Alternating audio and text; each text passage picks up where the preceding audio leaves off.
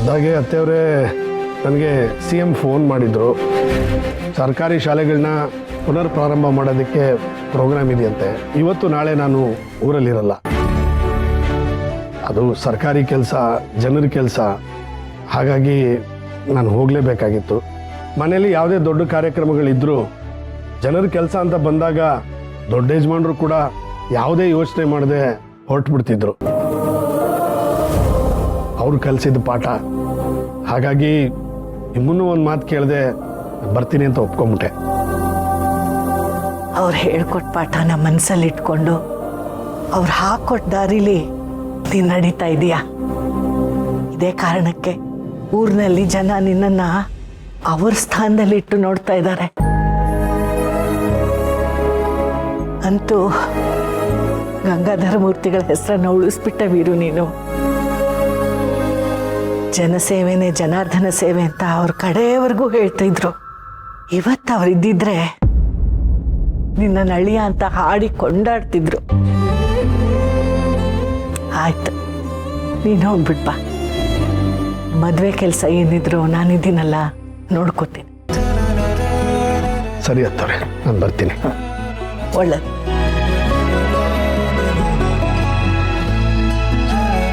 ಅಜ್ಜಿ ಹೊರಡನ್ವಾ? ತುದಿಗಾಲಲ್ಲಿ ನಿಂತಿದೀಯ ಅಲ್ವಾ ನೀನು? ಸರಿ, ಎಲ್ಲಿಯ ಪಿಂಕಿ? ಪಿಂಕಿ ಪುಟ್ಟ, ಪಿಂಕಿ. ಬಂದ್ಯಾ? ಹೋಗು, ಮದುವೆ ಗಂಡನ ಕರ್ಕೊಂಡ್ ಬಾ. ದೇವಸ್ಥಾನಕ್ಕೆ ಹೋಗ್ಬೇಕು ಅಂತ ಹೇಳು. ಸರಿ ಅಜ್ಜಿ. ಅಜ್ಜಿ ಮದುವೆ ಗಂಡನ ಕರ್ಕೊಂಬ ಅಂತ ಹೇಳಿದ್ರು. ಮದುವೆ ಗಂಡಂದ್ರೆ ಯಾರು? ಇನ್ವಿಟೇಷನಲ್ಲಿ ಹೆಸರಿರೋ ಮದನ್ನ ಅಥವಾ ಶ್ರಾವಣಿ ಅಕ್ಕ ನಿಜವಾಗ್ಲೂ ಮದುವೆ ಆಗ್ತಿರೋ ಸುಬ್ಬುನ? ಇಬ್ರು ಕರೆದ್ರಾಯ್ತು, ಆಗ ಯಾರಿಗೂ ಡೌಟ್ ಬರಲ್ಲ. ಅಕಸ್ಮಾತ್ ಅಕ್ಕ ಏನಾದರೂ ಪ್ಲ್ಯಾನ್ ಮಾಡಿಕೊಂಡು ನಾನು ಬರೀ ಸುಬ್ಬುನ್ ಕರೆದ್ರೆ ಅದು ಸರಿ ಹೋಗಲ್ಲ. ಏನ್ ಯೋಚನೆ ಮಾಡ್ತಾ ಇದೀಯಾ? ಹೋಗು, ಕರ್ಕೊಂಡ್ ಬಾ ಬೇಗ. ಹಾ ಅಜ್ಜಿ, ಕರ್ಕೊಂಬರ್ತೀನಿ.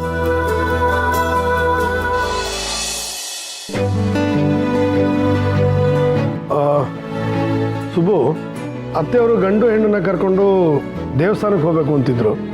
ನೀನು ಅವ್ರ ಜೊತೆಲಿ ಹೋಗು. ಅತ್ತೆಯವರು ಈ ಮನೆಗೆ ದೇವರಿದ್ದ ಹಾಗೆ. ಆದಷ್ಟು ಅವ್ರ ಜೊತೆನೇ ಇದ್ದು ಅವ್ರನ್ನ ಜೋಪಾನವಾಗಿ ನೋಡ್ಕೊ. ನೀವೇನು ತಲೆ ಕೆಡಿಸ್ಕೋಬೇಡಿ ಯಜಮಾನ್ರೆ, ಅಮ್ಮವ್ರ ಜೊತೆನೇ ಇದ್ದು ಎಲ್ಲ ನೋಡ್ಕೊತೀನಿ. ಅಣ್ಣ, ನಾನು ಇರ್ತೀನಲ್ಲ, ನಾನು ಗೈಡ್ ಮಾಡ್ತೀನಿ ಬಿಡಿ. ಪ್ರಶಾಂತ್ ಎಲ್ಲಿದ್ದಾನೆ? ಅವರು ಆಲ್ರೆಡಿ ಬಂದಿದ್ದಾರೆ, ವೆಯ್ಟ್ ಮಾಡ್ತಾ ಇದ್ದಾರೆ. ಸರಿ, ಟೈಮ್ ಆಯ್ತು.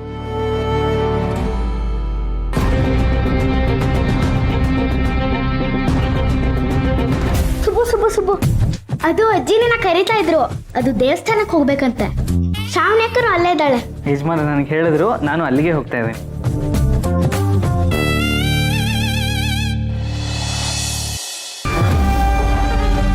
ಮಾಮ್, ನಮ್ಮ ಬಗ್ಗೆ ಯಾರಿಗೂ ಡೌಟ್ ಬಂದಿಲ್ಲ ಅಲ್ವಾ? ಈ ಮದುವೆ ಪಕ್ಕ ನಡೀತದಾನೆ, ಎಲ್ಲ ನಾವು ಹೊಂದ್ಕೊಂಡಾಗೆ ಆಗುತ್ತಲ್ವಾ? ಅಲ್ಲ ಮಾಡಿ, ನಿನಗೆ ಯಾಕೆ ಈ ಥರ ಅನುಮಾನ ಬಂತು? ನಾವು ಪ್ಲಾನ್ ಮಾಡಿ ಇಲ್ಲಿವರೆಗೂ ಬಂದಿದ್ದೀವಿ. ಮೊದಲು ವೀರು ಒಪ್ಕೊಂಡ್ರೆ ಸಾಕು ಅಂತ ಅನ್ಕೊಂಡಿದ್ವಿ. ಆದ್ರೆ ಈಗ ಶ್ರಾವಣಿನೇ ಒಪ್ಕೊಂಡಿದ್ದಾಳಲ್ಲ, ಇನ್ನೇನು ನಿನ್ ಚಿಂತೆ? ಮಾಮ್, ನಂಗೆ ಅದೇ ಚಿಂತೆ. ಶ್ರಾವಣಿಗೆ ನನ್ನ ಮುಖ ಕಂಡ್ರೆ ಆಗ್ತಿರ್ಲಿಲ್ಲ. ನನ್ನ ಮುಖ ನೋಡಿದ್ರೆ ಒಂಥರ ಅಸಹ್ಯ ಫೀಲ್ ಮಾಡ್ಕೊಳ್ಳೋಳು. ಅದು ಬಿಡು, ಮೊನ್ನೆನೂ ಅವಳನ್ನ ಮಾತಾಡ್ಸೋಕೆ ಹೋದಾಗ ಇರಿಟೇಟಾಗಿ ಮಾತಾಡಿದ್ಲು. ಅಂಥವಳು ಇಷ್ಟೊಂದು ಖುಷಿಯಾಗಿ ಇದ್ದಕ್ಕಿದ್ದಾಗೆ ನನ್ನ ಮದುವೆ ಆಗೋದಕ್ಕೆ ಒಪ್ಕೋತಾಳ? ನಂಗೆ ನಂಬಕ್ಕೆ ಆಗ್ತಿಲ್ಲ ಮಾವು. ನಾವು ಪ್ಲಾನ್ ಮಾಡಿರೋ ಥರ ಎಕ್ಸಿಕ್ಯೂಟ್ ಆಗ್ತಿದ್ಯೋ ಅಥವಾ ಅವಳು ಮಾಡಿರೋ ಪ್ಲಾನಲ್ಲಿ ನಾವಿದ್ದೀವೋ? ನಂಗೇನು ಅರ್ಥ ಆಗ್ತಿಲ್ಲ ಮಾವು. ಇಷ್ಟೇನಾ? ಇದ್ರ ಬಗ್ಗೆ ನೀನು ಯಾಕೆ ತಲೆ ಕೆಡಿಸ್ಕೋತೀಯ? ಶ್ರಾವಣಿಗೆ ನೀನು ಇಷ್ಟ ಇದೆಯೋ ಇಲ್ವೋ ಅದು ಮುಖ್ಯ ಅಲ್ಲ. ಅವಳಿಗೆ ವೀರು ಅಂದರೆ ದೇವರು. ಅವಳು ವೀರು ಮಾತನ್ನ ಯಾವತ್ತೂ ಮೀರಲ್ಲ. ವೀರಿಗೋಸ್ಕರ ಜೀವನೇ ಕೊಡ್ತಾಳೆ ಅಂದಮೇಲೆ ವೀರು ಸಂತೋಷವಾಗಿರ್ತಾನೆ ಅಂದರೆ ಅವಳು ಜೀವನ ಕೊಡಲ್ವಾ? ನಿನ್ನ ಪ್ರಕಾರ ಅವಳು ಮಾವನ ಮಾತಿಗೆ ಕಟ್ಟಿಬಿದ್ದು ಒಪ್ಕೊಂಡಿದ್ದಾಳೆ ಅಂತೀಯ? ಅದೆಲ್ಲ ಯಾಕೆ ನಿನಗೆ? ನೀನು ಅವಳು ಕುತ್ತಿಗೆಗೆ ತಾಳಿ ಕಟ್ಟಬೇಕು, ಅಷ್ಟೇ ನಮಗೆ ಬೇಕಾಗಿರೋದು. ಆದರೆ ನನಗೆ ಆತಂಕ ಇರೋದು ಆ ಮುದುಕಿ ಬಗ್ಗೆ. ಆ ಮುದುಕಿಗೆ ನನ್ನ ಕಂಡ್ರೆ ಆಗಲ್ಲ, ನನ್ನ ಮುಖ ನೋಡಿದ್ರೇ ಅವಳು ಸಹಿಸ್ಕೊಳ್ಳಲ್ಲ. ಅಂಥದ್ರಲ್ಲಿ ಅವಳು ಇಡೀ ವಂಶಕ್ಕೆ ಕುಡಿ ಅಂತ ಇರೋದು ಈ ಶ್ರಾವಣಿ ಒಬ್ಳೆ. ಮೊಮ್ಮಗಳ ಮೇಲೆ ಆ ಮುದುಕಿ ಜೀವನ ಇಟ್ಕೊಂಡಿದ್ದಾಳೆ. ಅಂಥದ್ರಲ್ಲಿ ಅವಳು ನನ್ನ ಮಗನಿಗೆ ಕೊಟ್ಟು ಮದುವೆ ಮಾಡೋಕ್ಕೆ ಒಪ್ಕೊಂಡಿದ್ದಾಳಲ್ಲ, ಅಲ್ಲೇ ಅಲ್ಲೇ ನನಗೇನೋ ಡೌಟ್ ಹೊಡಿತಾ ಇರೋದು. ಅದೇನು ಅಂತ ಆದಷ್ಟು ಬೇಗ ಕಂಡುಹಿಡಿತೀನಿ. ಮದನ್ನ ಮದನಣ್ಣ, ಲಲಿತಾ ಅಜ್ಜಿ ಮದುವೆ ಹುಡುಗನ ಕರೀತಿದ್ದಾರೆ. ಅಜ್ಜಿನೇ ಮದುವೆ ಹುಡುಗನ ಕರೆಯಕ್ಕೆ ಹೇಳಿದ್ರ? ಹೌದು, ಮದುವೆ ಹುಡುಗನ ಮತ್ತೆ ಹುಡುಗಿನ ದೇವಸ್ಥಾನ ಕರ್ಕೊಂಡು ಹೋಗ್ಬೇಕಂತೆ, ಅದಕ್ಕೆ ಕರಿ ಅಂತ ಹೇಳಿದ್ರು. ಹಾಗಂತ ಲಲಿತಾ ಅಜ್ಜಿನೇ ಹೇಳಿದ್ರ? ಹೌದು, ಅಜ್ಜಿನೇ ಕರ್ಕೊಂಬರಕ್ಕೆ ಹೇಳಿದ್ದು. ಮದುವೆ ಚೆನ್ನಾಗಾಗ್ಲಿ ಅಂತ ದೇವಸ್ಥಾನದಲ್ಲಿ ಪೂಜೆ ಮಾಡಿಸ್ತಿದಾರಂತೆ, ಅದಕ್ಕೆ ಹುಡುಗ ಹುಡುಗಿನ ಕರ್ಕೊಂಡು ಹೋಗ್ಬೇಕಂತೆ. ಸರಿ ಪುಟ್ಟ, ನೀನು ಹೋಗು, ಅವ್ನು ರೆಡಿಯಾಗಿ ಬರ್ತಾನೆ. ಸದ್ಯ ಇಬ್ರು ಕರೆದಾಯ್ತು, ಕನ್ಫ್ಯೂಷನ್ನೇ ಇಲ್ಲ. ನಿಜನಾ? ಈಗ ನಿನ್ನ ಡೌಟ್ ಎಲ್ಲ ಕ್ಲಿಯರ್ ಆಯ್ತಾ? ಆಯ್ತು ಮಾಮ್. ಅಲ್ಲಿಗೆ ಆ ಮುದುಕಿಗೆ ಈ ಮದುವೆ ಇಷ್ಟ ಇದೆ ಅಂತ ಆಯ್ತು.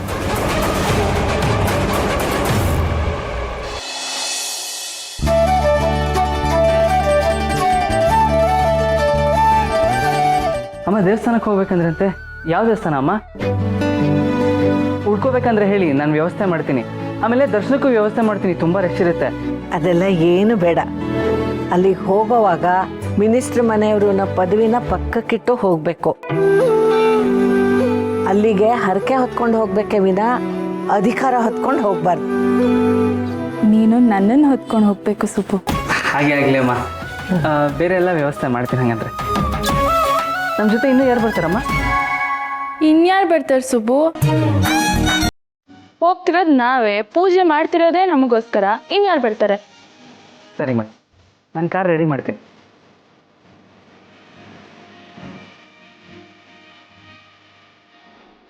ನೋಡೋಜ್ಜಿ ಹೇಗೆ ಹೇಳ್ತಾನೆ, ಇನ್ಯಾರಾದ್ರೂ ಬರ್ತಾರಾ ಅಂತ. ಇನ್ಯಾರು ಬರ್ತಾರೆ? ಕೋಪ ಬರಲ್ವಾ? ನಿಮ್ಮಪ್ಪ ನಿನ್ನ ತಾತನ ಹತ್ರ ಎಷ್ಟು ನಿಯತ್ತಾಗಿದ್ನೋ ಅದಕ್ಕಿಂತ ಹೆಚ್ಚು ಪ್ರಾಮಾಣಿಕವಾಗಿ ನಮ್ಮ ಸುಬ್ಬು ಇದ್ದಾನೆ. ಈ ಮನೆಗೆ ಅಳಿನಾಗಿ ಬರ್ತೀನಿ ಅಂತ ಗೊತ್ತಿದ್ರು ಕೂಡ ಈ ಮನೆ ಬಗ್ಗೆ ಇರೋ ಗೌರವ ಆಗಲಿ, ಈ ಮನೇಲಿ ಅವನಿಗಿರೋ ಜವಾಬ್ದಾರಿ ಆಗಲಿ ಅವನು ಮರೆಯೋದಿಲ್ಲ ಅಂತ ಅನ್ಸುತ್ತೆ ಅಲ್ವೇ? ಅವನ ಮದುವೆ ಆದ್ಮೇಲೂ ನಿನಗಿಂತ ನನಗೆ ಯಜಮಾನ್ರೆ ಮುಖ್ಯ ಅಂದ್ರೆ ಏನು ಮಾಡ್ತೀಯಾ? ಅವ್ನು ಹಾಗಂದ್ರೆ ನನಗೆ ಸಂತೋಷನೇ ಅಜ್ಜಿ. ಅವ್ನು ನನ್ನ ಮೇಲೆ ಎಷ್ಟು ಪ್ರೀತಿ ಇಟ್ಟಿದ್ದಾನೋ ಅದಕ್ಕಿಂತ ಜಾಸ್ತಿ ಅಪ್ಪನ ಮೇಲೆ ಗೌರವ ಇಟ್ಟಿದ್ದಾನೆ, ಅದೇ ನನಗೆ ಖುಷಿ. ಅವನು ಅಪ್ಪನ ಮೇಲೆ ಇಟ್ಟಿರೋ ಗೌರವನೇ ನನಗೆ ಅವನ ಮೇಲೆ ಪ್ರೀತಿ ಹುಟ್ಟಿಸಿತ್ತು. ಎಲ್ಲರೂ ಸರಿಯಾಗಿದ್ದೀರಾ. ಈ ಥರ ಒಂದಾಗಿದ್ರೆ ಸಂಸಾರ ಎಷ್ಟು ಮುದ್ದಾಗಿ ಕಾಣುತ್ತೆ ಗೊತ್ತಾ? ನನ್ನ ದೃಷ್ಟಿನ ತಾಕ್ಬಿಡುತ್ತೆ. ಹಾಂ, ನಡಿ ನಡಿ, ದೇವಸ್ಥಾನಕ್ಕೆ ಹೊರಡೋಣ.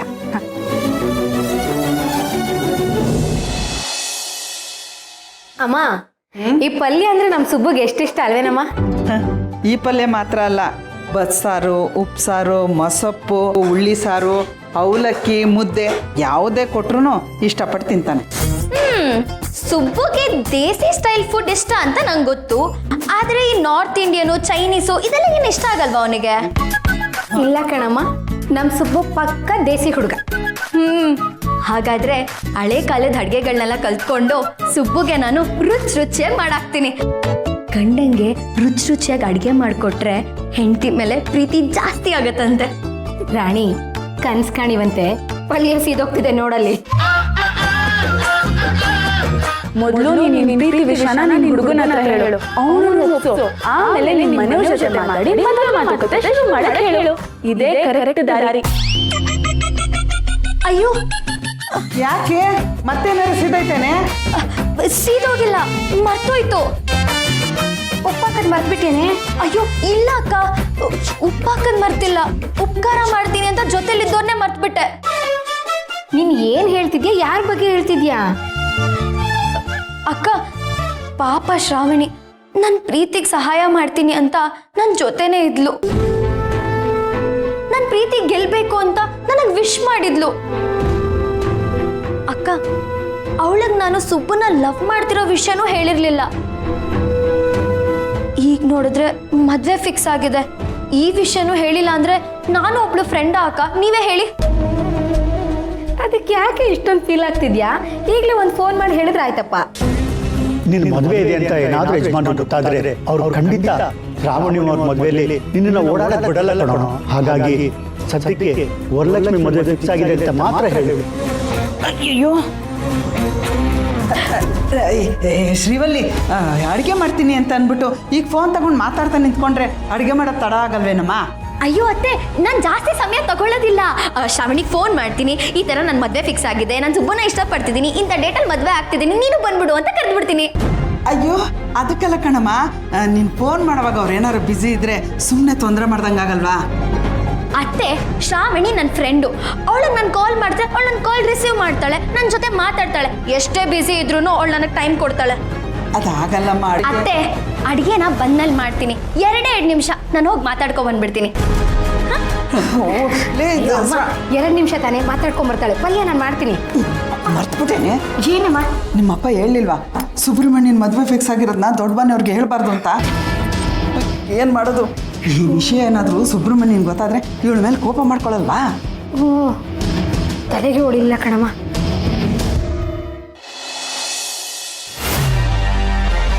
What is this ma'am? ಆ ಮುದುಕಿ ಅವಮಾನದ್ಮೇಲೆ ಅವಮಾನ ಬೇಕು ಅಂತಲೇ ಮಾಡ್ತೀಯಾಳೆ. ನೀನು ತಾನೇ ಹೇಳಿ ಎಲ್ಲ ಕ್ಲಿಯರ್ ಆಗಿದೆ, ಏನೂ ಡೌಟ್ ಇಲ್ಲ. ಆ ಮುದುಕಿ ನಿನ್ನ ಮದುವೆಗೆ ಒಪ್ಕೊಂಡಿದ್ದಾಳೆ ಅಂತ. ಪಿಂಕಿ ಬಂದು ಏನಂತ ಹೇಳಿದ್ರು, ಮದಣ್ಣ ಅಜ್ಜಿ ಕರಿತಾ ಇದ್ದಾರೆ ದೇವಸ್ಥಾನಕ್ಕೆ ಹೋಗ್ಬೇಕು ಅಂತ. ನಾನಲ್ಲಿ ಹೋದರೆ ಆ ಮುದುಕಿ ನನ್ನೇ ಬಿಟ್ಟು ಆ ಸುಬ್ಬು ಜೊತೆ ಶ್ರಾವಣಿ ಕರ್ಕೊಂಡು ಹೋಗಿದ್ದಾಳೆ. ಅಲ್ಲ, ಮದುವೆ ಗಂಡು ನಾನಿರ್ಬೇಕಾದ್ರೆ ಅದು ಹೇಗೆ ಮಾವು? ಆ ಮುದುಕಿ ನನ್ನ ಬಿಟ್ಟು ಹೋಗ್ತಾಳೆ.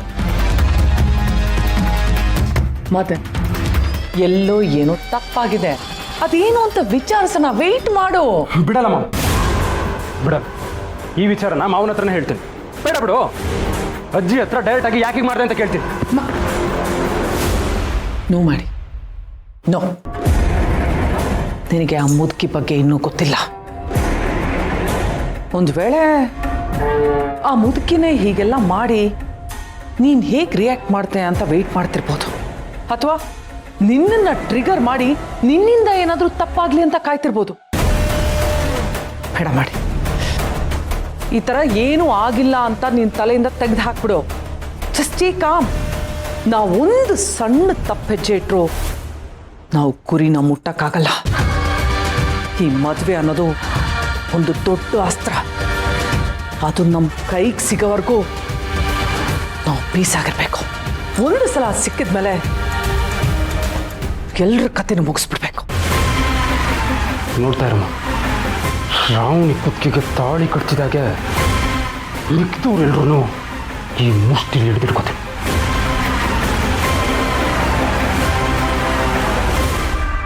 ಸರಿ ಮಾಡಿ, ನಾನು ಸ್ವಲ್ಪ ಹೊರಗಡೆ ಹೋಗಿ ಬರ್ತೀನಿ. ರಿಲ್ಯಾಕ್ಸ್ ಮಾಡು.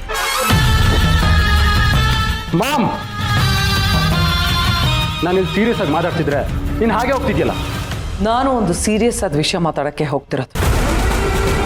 ಮದುವೆ ಆದಮೇಲೆ ಏನೇನು ಮಾಡಬೇಕು ಅಂತ ನೀನು ಹೇಳ್ದೆ. ಮದುವೆಗೆ ಮುಂಚೆ ಏನೇನು ಮಾಡಬೇಕು ಅನ್ನೋದನ್ನ ನಾನು ಮಾಡ್ತೀನಿ. ಈ ಮದುವೆ ಬಗ್ಗೆ ಒಂದು ಮುಖ್ಯವಾದ ವ್ಯಕ್ತಿ ಹತ್ರ ಮಾತಾಡಬೇಕು. ಈ ಮದುವೆಯಿಂದ ಎಲ್ರಿಗೂ ಅಂತ್ಯ ಆಡಬೇಕು. ಮಾಮ್, ಏನು ವಿಷಯ ಅದು? ಟೈಮ್ ಬರಲಿ ಮಾಡಿ, ಎಲ್ಲ ಹೇಳ್ತೀನಿ. ಅಲ್ಲಿವರೆಗೂ ಎಲ್ಲ ವಿಷಯಕ್ಕೂ ನೀನು ತಲೆ ಹಾಕಬೇಡ. Just relax. Mom mom ma'am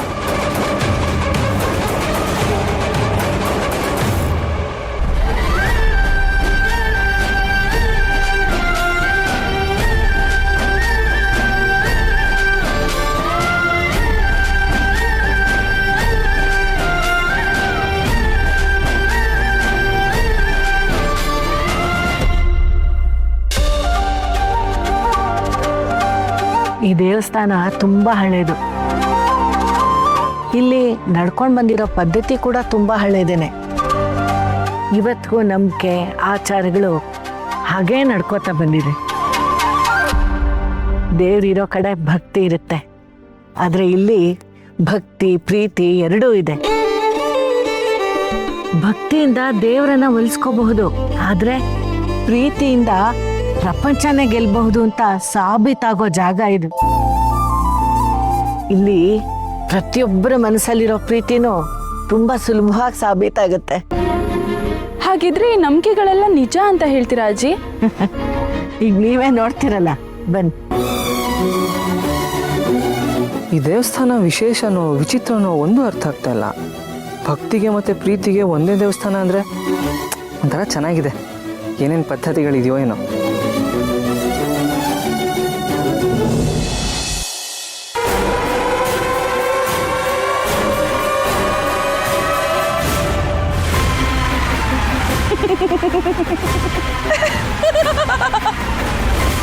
form ಹೌಸಿಂದ ನಿನ್ನ ಇಲ್ಲಿಗೆ ಶಿಫ್ಟ್ ಮಾಡಿ ತುಂಬ ದಿನ ಆಯಿತು.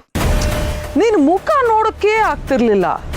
ಆದರೆ ಇವತ್ತು ಆ ಗಳಿಗೆ ಕೂಡು ಬಂದಿದೆ ನೋಡು. ಸಾಲಿಗ್ರಾಮ ಜನ ಎಲ್ಲ ನೀನು ಸತ್ತು ಹೋಗಿದೆಯಾ ಅಂತ ಅನ್ಕೊಂಡಿದ್ದಾರೆ. ಆದರೆ ನೀನು ಇನ್ನೂ ಜೀವಂತವಾಗಿದೆಯಾ. ಗಟ್ಟಿ ಜೀವ ನಿಂದು. ಆ ದೇವರು ನಿನಗೆ ತುಂಬ ಆಯುಷ್ ಕೊಟ್ಟಿದ್ದಾನೆ. No no no no no no ಆ ದೇವ್ರಲ್ಲ, ನಿನಗೆ ಪ್ರಾಣ ಭಿಕ್ಷೆ ಕೊಟ್ಟಿರೋದು ನಾನು, ಈ ವಿಜಯಾಂಬಿಕಾ. ಈ ವಿಜಯಾಂಬಿಕಾ ಎಷ್ಟು ಕೆಟ್ಟವಳು ಅಷ್ಟೇ ಒಳ್ಳೆಯವಳು ಕೂಡ. ಆ ನಂದಿನಿನ ಮುಗಿಸಿದ್ನಲ್ಲ, ಆವತ್ತೇ ನಾನು ನಿನ್ನನ್ನು ಮುಗಿಸ್ಬೋದಿತ್ತು. ಆದ್ರೆ ನಾನು ಹಾಗೆ ಮಾಡಲಿಲ್ಲ. ಅದಕ್ಕೆ ಒಂದು ಕಾರಣ ಇದೆ. ಆ ಕಾರಣ ಏನು ಅಂತ ಗೊತ್ತಾ ನಿನಗೆ?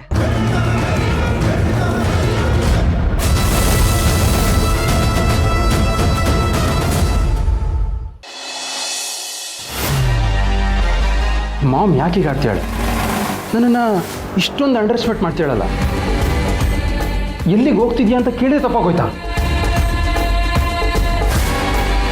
ಮಾಮ್ ನನ್ನಿಂದ ಏನೋ ವಿಚಾರ ಮುಚ್ಚಿಡ್ತಾ ಇದ್ದಾಳೆ. ಏನು ಅಂತ ಗೊತ್ತಾಗ್ತಿಲ್ಲ. ಛೇ, ಅವರೆಲ್ಲರೂ ಒಂಥರ ಇರಿಟೇಟ್ ಮಾಡಿದ್ರೆ ನಮ್ಮಮ್ಮ ಒಂಥರ ಇರಿಟೇಟ್ ಮಾಡ್ತಾಳೆ. ಒಂದು ಕಡೆ ನನ್ನ ಮದುವೆ ಗಂಡೇ ಅಲ್ಲ ಅನ್ನೋ ಹಾಗೆ ಅವರೆಲ್ಲರೂ ನನ್ನ ಬಿಟ್ಟು ದೇವಸ್ಥಾನಕ್ಕೆ ಹೋಗಿದ್ದಾರೆ.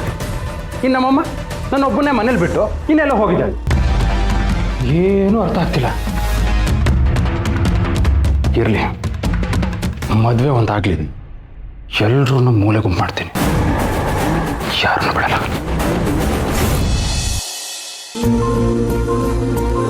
ಎಲ್ಲಿ ಸುಬ್ಬು, ಈ ಫೋನ್ ಇಟ್ಕೊಂಡು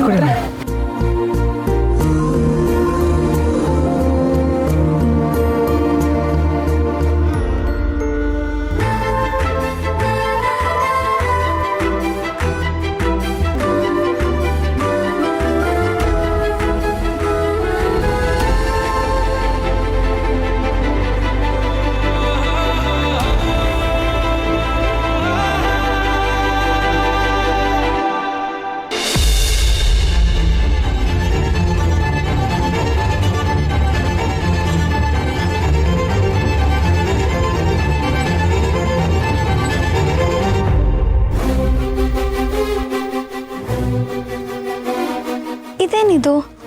ಶ್ರಾವಣಿ ಕಾಲ್ ಕನೆಕ್ಟೇ ಆಗ್ತಿಲ್ವಲ್ಲ. ಅಲ್ಲ, ಸುಬ್ಬುನ ಮದುವೆ ಆಗ್ತಿರೋ ಹುಡುಗಿ ನಾನೇ ಅಂತ ಒಂದು ಮಾತಾದ್ರೂ ನಾನು ಶ್ರಾವಣಿಗೆ ಹೇಳಬೇಕು. ಇದೇನು ಮೇಡಮ್ ಇದು? ಅಲ್ಲೊಬ್ರು ಎತ್ಕೊಂಡು ಹೋಗ್ತಾ ಇದ್ದಾರೆ, ಇವರು ಎತ್ಕೊಂಡು ಹೋಗ್ತಾ ಇದ್ದಾರೆ. ಈ ಹುಡುಗಿರಿಗೆ ಮೆಟ್ಲತ್ತಕ್ಕೆ ಬರಲ್ವಾ? ಹಾಗಲ್ಲ ಸುಬ್ಬು, ಇವ್ರಗಳ ಮಧ್ಯೆ ಎಷ್ಟು ಪ್ರೀತಿ ಇದೆ ಅಂತ ಸಾಬೀತು ಮಾಡ್ಕೋತಾ ಇದ್ದಾರೆ ಅಷ್ಟೇ. ಪ್ರೀತಿನ ಹೀಗೂ ಸಾಬೀತು ಮಾಡ್ತಾರ? ಮತ್ತಿನ್ನೇನು, ಮನಸ್ಸಲ್ಲಿರೋ ಪ್ರೀತಿನ ಬಾಯ್ಬಿಟ್ಟು ಹೇಳಕ್ಕಾಗದೇ ಇದ್ದವರು ಹೀಗಾದರೂ ಸಾಬೀತು ಮಾಡ್ಬೇಕಲ್ವಾ?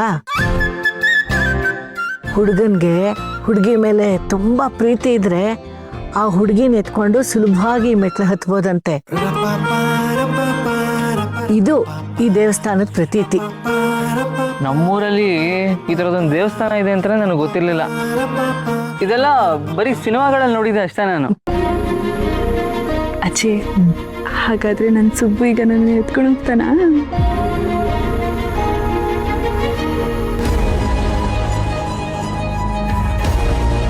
ಶ್ರಾವಣಿ ಕಾಲ್ ಅಂತೂ ಕನೆಕ್ಟ್ ಆಗ್ತಿಲ್ಲ. ಸುಬ್ಬು ಶ್ರಾವಣಿ ಜೊತೆನೇ ಇರ್ತಾನಲ್ವಾ? ಹಾಗಾದ್ರೆ ಸುಬ್ಬುಗೆ ಕಾಲ್ ಮಾಡೋಣ.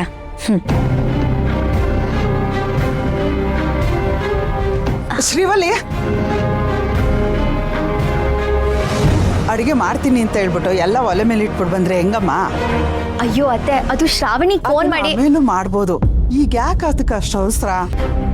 ನೀನೀಗ ಲಗ್ನ ಪತ್ರಿಕೆ ಕೊಡೋಕೆ ಹೋದಾಗ ಈ ವಿಷಯ ಹೇಳ್ಬೋದಪ್ಪ. ಈಗ ನೀನು ಸುಬ್ರಹ್ಮಣ್ಯ ಬರೋಷ್ಟರಲ್ಲಿ ರುಚಿಯಾಗಿ ಪ್ರೀತಿಯಿಂದ ಅಡುಗೆ ಮಾಡಾಕ್ಬೇಕೋ ಬೇಡವಾ? ಮಾಡ್ಬೇಕು. ಬಾ ಮತ್ತೆ. ಅಡುಗೆ ಮಾಡೋದನ್ನ ಅರ್ಧಕ್ಕೆ ನಿಲ್ಸೋದು, ಪ್ರೀತಿ ಮಾಡೋರ್ನ ಅರ್ಧ ದಾರಿಲೇ ಬಿಟ್ಟೋಗೋದು, ಇದೆರಡು ತಪ್ಪೆ. ಆಹಾ ಅತ್ತೆ, ಎಂತ ಮಾತು ಹೇಳಿದ್ರಿ. ಬನ್ನಿ.